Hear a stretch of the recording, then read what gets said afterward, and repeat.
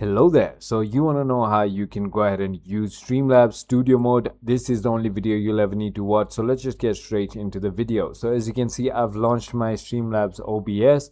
And where can I find, and for example, if you're wondering where can I find Studio Mode, it is right over here on the left hand side of your screen. It just looks like a square and a line going through a square.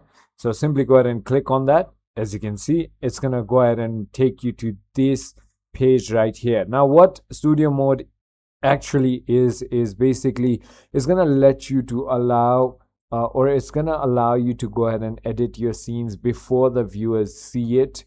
That way you can go ahead and make sure everything is working fine. So for example, even if I change, as you can see, I can go ahead and just do what I want to and go ahead and edit it before I even go ahead and show it to the viewers. So for example, this is what is live on the screen and this is what you can go ahead and edit with. So for example, all I need to do is click on transition and now this will be transitioned, as you can see, and I can go ahead and change it to whatever I want again and then go ahead and transition it back, like you can see.